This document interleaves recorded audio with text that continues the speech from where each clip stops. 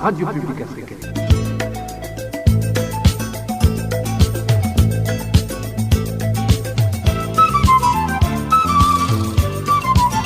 Radio Publique Africaine.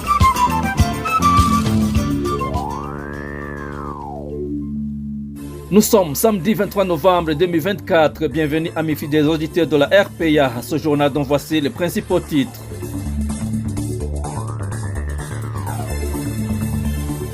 La décision présidentielle de désengorgement des prisons est sabotée par le ténor du régime du CNDD-FDD. Certains membres de la commission chargée de libérer ces prisonniers dénoncent l'interférence du chef d'état-major et du chef du service national de renseignement dans leur travail, qui vont jusqu'à s'opposer à la libération de certaines catégories de prisonniers. Les réfugiés burundais ne devraient pas fonder leur décision de retourner au pays sur les discours des autorités burundaises. La CEFOR Arusha demande plutôt à ces réfugiés de se renseigner d'abord sur la situation sécuritaire du pays. Vous le suivrez dans ce journal. Dans ce journal, nous vous parlerons également de la désolation totale au sein des cultivateurs de la province Ngozi par rapport à une variété de semences de maïs qui a été fournie par le gouvernement mais qui n'a jamais poussé. Voilà pour le sommaire. Le bonsoir chez vous mesdames et messieurs. Tout de suite, le développement de ces titres.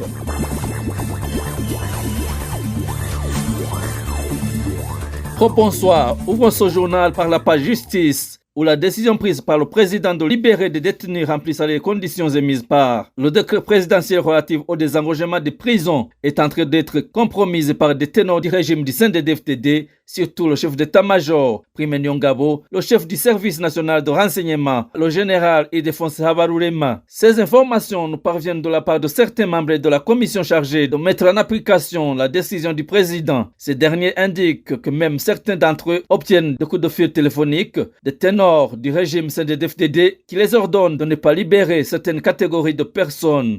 Des détails avec Eloge Divin Remesha. Ici,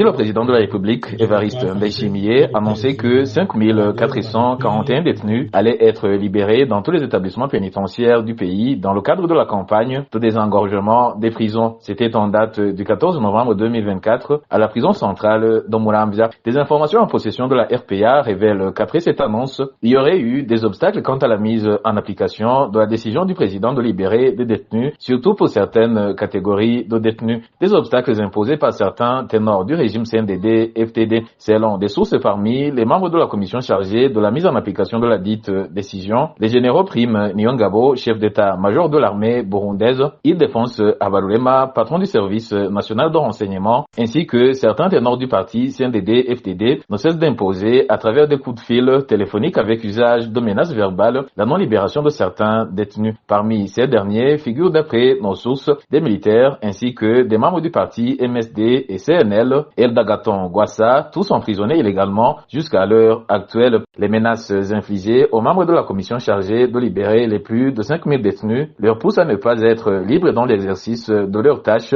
d'après certains d'entre eux. Et c'est source de qualifier le comportement de certains ténors du régime CNDD-FDD qui empêche la libération de certains détenus comme un manque de respect à l'endroit du président de la République. Tout cela se passe aux yeux des membres du conseil de la magistrature qui sont chargés de présider les commissions qui vont libérer des détenus dans différents établissements pénitentiaires. En page gouvernance, la fondation Mo Ibrahim estime que le Burundi a fait de petits progrès en ce qui concerne l'état de droit et justice. Par rapport à 2014, le Burundi reste toutefois devant 11 pays africains seulement dans ce domaine. Émile Nibasumba. L'état de droit et justice est défini par la fondation Mo Ibrahim à travers plusieurs volets, notamment le respect de l'état de droit par le pouvoir exécutif, où le Burundi occupe la 41e place sur 54 pays en Afrique, après avoir perdu 2 points au cours des 10 dernières années, ainsi que les procédures judiciaires, où le Burundi est 49e, après la perte d'environ 2 points durant la décennie passée. Il y a d'autres volets dans lesquels le Burundi a gagné des points ces 10 dernières années, mais qui ne le permettaient pas d'occuper une place de choix au sein du continent. C'est notamment l'impartialité du système judiciaire où le Burundi est 49e au classement, l'application de la loi où le Burundi est 24e, ainsi que les droits de propriété où le pays occupe la 38e place. En ce qui concerne l'égalité devant la loi, la fondation Mo Ibrahim estime qu'en 2023, la situation du Burundi était la même qu'en 2014, le classant ainsi à la 36e position sur 54 pays d'Afrique. Le rapport de la fondation Mo Ibrahim indique aussi que le Burundi a beaucoup reculé en matière de redevabilité et transparence ces 10 dernières années. Merci Emile Nibasumba. Les réfugiés burundais qui retournent dans leur pays natal devraient d'abord se renseigner sur la situation sécuritaire au lieu de se fier sur les discours des autorités du régime en place. C'est en substance la réaction du vice-président de la coalition Sephora Arusha consécutivement aux différents crimes commis à l'endroit d'un habitant de la commune Vumbi en province de Kirundo après son retour au pays. Jean Bosco Guigemera indique en effet que des régimes despotiques comme celui du CNDD-FDD finissent par tomber. Suivez plutôt Jean Bosco Guigemera, il est vice-président de la coalition Sephora Arusha. Ce qui est arrivé à ce citoyen ressortissant d'Okawouye en commune Vumbi est fort déplorable. Au moment où il était en exil, il a été spolié de sa maison par un agent du service de renseignement, n'eût été l'intervention du verdict judiciaire. Il a été victime d'une torture, il a dû fuir à nouveau de commune en commune d'abord et finalement a échappé à un probable assassinat. Heureusement qu'il y a encore des gens de bon cœur l'ayant prévenu à temps. Les Burundais, en particulier ceux en exil, devraient comprendre ceci. Il n'y a pas de paix au Burundi. Le discours alléchant des autorités n'est que mensonge, visant à faire croire que la paix et la tranquillité règnent dans le pays, un piège dans lequel les gens tombent souvent. Pourtant, la violation des droits de l'homme est souvent dénoncée. Les gens devraient écouter la radio, s'informer auprès des amis, demander conseil avant d'envisager le retour au pays. Des exemples de personnes rapatriées et tuées, emprisonnées ou qui se sont vues dans l'obligation de retourner en exil sont nombreux. Pour Sephora Arusha, nous n'attendons pas grand-chose si nous prodiguons des conseils aux autorités qui semblent s'obstiner dans la violation des droits humains et dans la haine contre les exilés. Par exemple, les agents du service de renseignement sont des gens qui dépendent de la présidence et les Imbonerakure exécutent un programme du CNDD-FDD. Bref, c'est un système érigé qui est là. Cependant, une chose est sûre, de tels systèmes dictatoriaux, même les plus solides que l'on a connus au monde, ont un temps limité, ils finissent toujours par tomber. Aux exilés, nous dirions le statut d'exilé n'est pas plaisant. Tout le monde le sait. Mais il vaut mieux rentrer une fois la paix retrouvée plutôt que de se livrer dans la guerre du loup. Parlons à présent santé. La mesure récemment prise par l'administrateur de la commune Ngozi, en province de Ngozi, visant à mettre dans les lieux de rassemblement des équipements de lavage des mains afin de se protéger contre la variole du singe, n'a pas été exécutée jusqu'à présent. C'est au moment où l'épidémie de la variole du singe s'est déjà manifestée dans cette province. Reportage signé Emmanuel Ndaishimiye. Au niveau de certains endroits du chef-lieu de la province Ngozi où se rassemblent plusieurs personnes, aucun changement en ce qui est du respect des mesures barrières contre la variole du singe n'est visible d'après nos sources. Selon ces dernières, plusieurs endroits n'ont pas d'équipement de lavage des mains. Cette source révèle que ce qui est remarquable, c'est qu'il n'y a aucune préoccupation chez ses habitants quant à cette épidémie en plus du manque d'eau dont ils font face ces derniers temps. Par exemple, il n'y a pas d'équipement de lavage des mains au niveau des établissements scolaires, de certains services publics, y compris le bureau communal et provincial. Aussi, c'est le même cas pour la majorité des bistrots et hôtels, sauf l'hôtel des Plateaux. Pour ce qui est des banques, la BCB est la seule qui a pris au sérieux ces mesures barrières. Autre chose signalée par nos sources, c'est que les habitants de Ngozi se serraient la main en se saluant comme ils étaient habitués. Les habitants se saluent comme d'habitude et s'embrassent ils se partagent une bière locale sans un espace dans des bistrots. Même dans les églises, il n'y a pas d'espace. Ils ne se lavent pas les mains.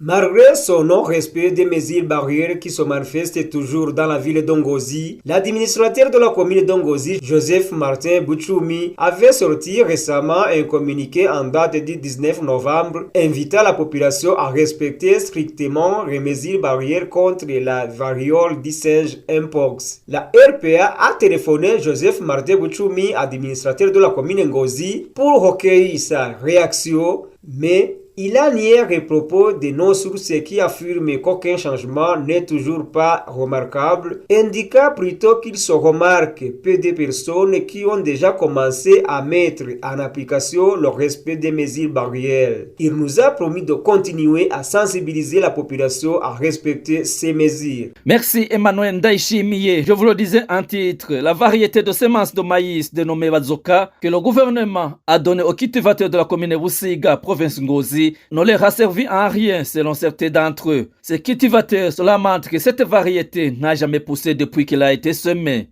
Le point avec Walter Kwizera. C'est l'un des cultivateurs de la commune de Busiga qui s'indigne de la mauvaise qualité de la variété de semences de maïs appelée Bazoka, leur a accordée par le gouvernement, mais qui n'a jamais poussé. Selon certains cultivateurs de la commune de Busiga, cette saison s'annonce très mal. Un de ces cultivateurs nous a livré son témoignage. La variété de semences appelée Pan était bonne car elle a poussé là où nous l'avons planté. Mais la variété de semences dénommée Bazoka, distribuée par le gouvernement, n'a pas vraiment poussé. Moi, j'ai semé une petite quantité de cette variété et elle n'a pas poussé. La partie où j'ai semé cette variété, il n'y a rien. On dirait qu'on n'a rien semé. Les grognes sont multiples au sein des cultivateurs car rien n'a marché avec cette variété Bazoka. Moi, je suis témoin de ce phénomène. La rédaction de la RPA a téléphoné Prosper Dodico, ministre de l'Agriculture et de l'Élevage, qui a fourni cette variété de semences aux cultivateurs, mais après une brève présentation, il s'est abstenu de tout commentaire. Et avant de clore ce journal, les habitants du quartier social situé au chef-lieu de la province de Cibitoke font face depuis une semaine à un manque d'eau potable. Actuellement, ces habitants sont obligés de consommer de l'eau impropre et craignent d'attraper des maladies liées au manque d'hygiène si rien n'est fait. Le point avec Rémi Ndelagakura. Les habitants du quartier Le Social font savoir qu'ils viennent de passer toute une semaine sans être approvisionnés d'en eau potable, ce qui leur est difficile car ils sont obligés d'acheter de l'eau auprès de ceux qui vont en chercher dans d'autres localités, ce qui frisque ces habitants car cela leur demande beaucoup de moyens qu'ils n'ont pas. Ici à Cibitoke, nous avons un problème d'eau potable. Nous pouvons passer toute une semaine sans eau potable alors que la régie des eaux ne manque jamais de nous donner des factures à payer chaque mois. Par conséquent, on va acheter l'eau Kagazi et depuis Cibitoke, un bidon d'eau coûte 1000 francs burundais. D'après notre source au quartier Le Social, indique aussi que les habitants les plus démunis consomment l'eau d'Okagazi pour avoir de l'eau à utiliser pour préparer la nourriture. Ce qui les préoccupe beaucoup parce que cette eau est très sale et que par conséquent, ils peuvent attraper des maladies.